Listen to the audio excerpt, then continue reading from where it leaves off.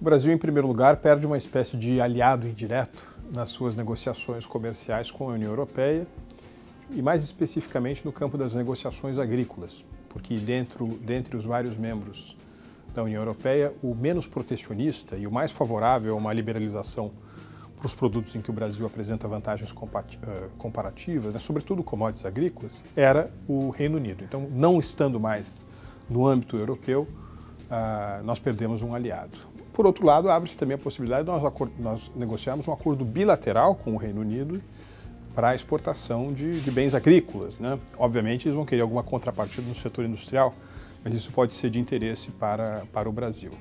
Agora, existe um efeito um pouco mais panorâmico, mais abrangente, que é o aumento do clima de instabilidade no mundo, porque nós não sabemos como se dará esse divórcio britânico, e com essa instabilidade a tendência natural de investidores é puxar o freio de mão, e isso pode ser uma má notícia para o Brasil, porque nós estamos muito dependentes de capitais externos que queiram vir à praça brasileira, capitais para infraestrutura, que são projetos de longo prazo e, portanto, necessitam de um cenário de maior previsibilidade. Então, nesse sentido, digamos assim, o grau geral de instabilidade gerado pelo Brexit é uma notícia ruim para o Brasil.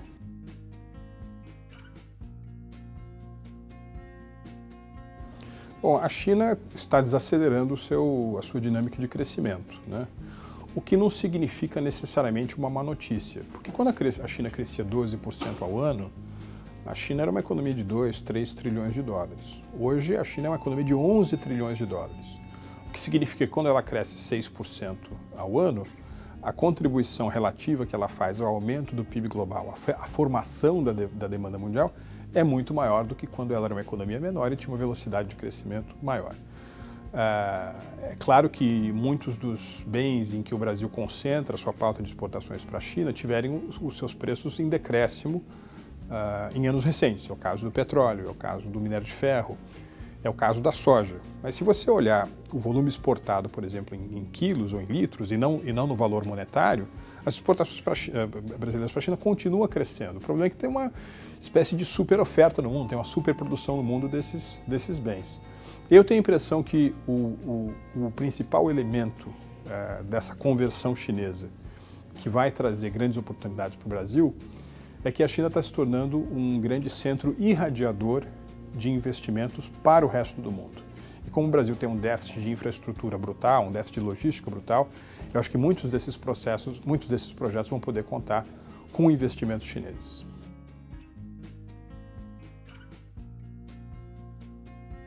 Bem, o Brasil tem uma trajetória de defesa da paz e não é apenas um discurso, Nós estamos em paz com os nossos vizinhos durante muito tempo.